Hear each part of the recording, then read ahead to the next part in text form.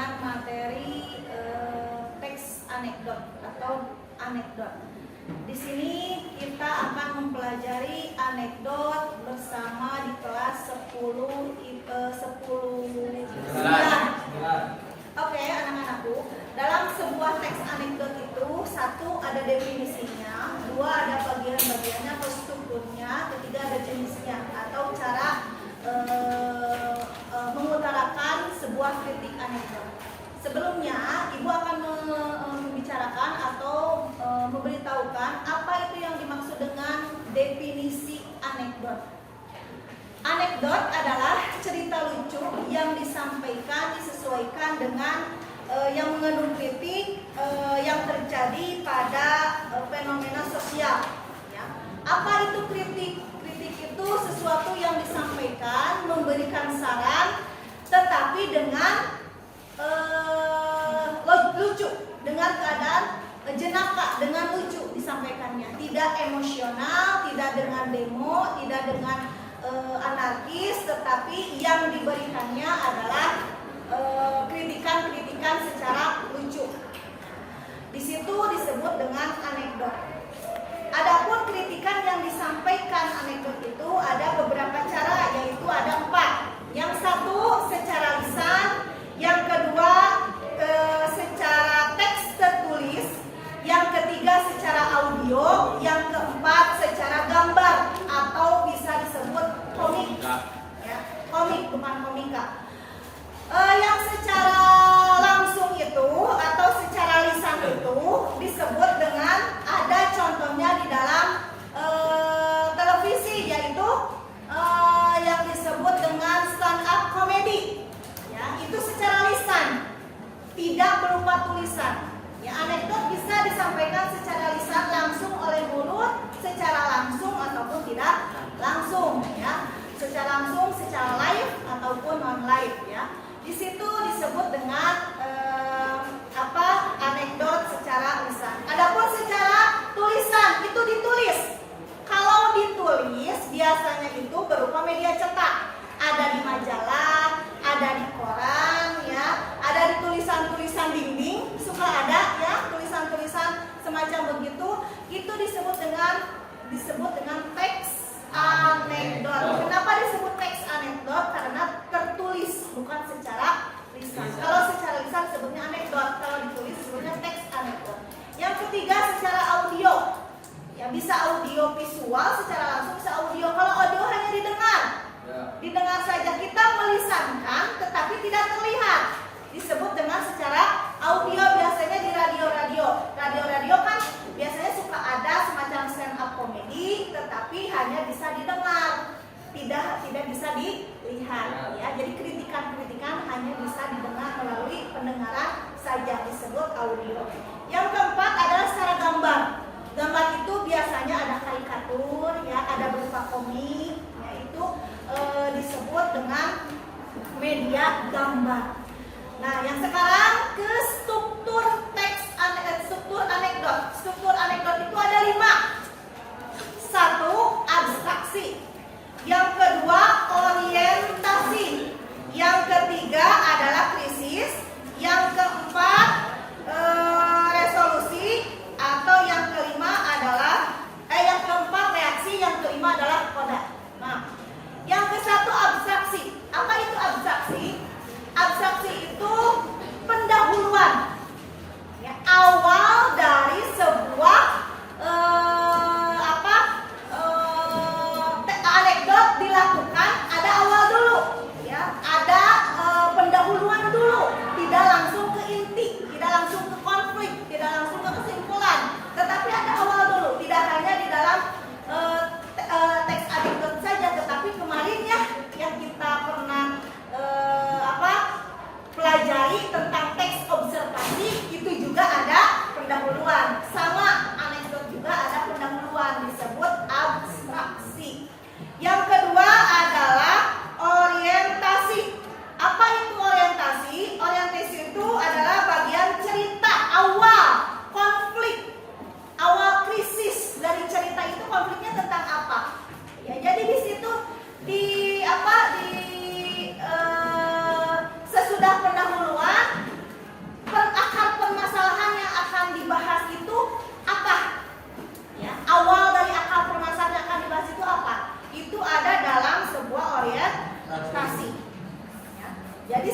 pendahuluan, kemudian ke dalam krisis atau disebut dengan konflik permasalahan. Yang ketiga adalah krisis. Krisis itu inti masalahnya, inti dari yang akan dibahas.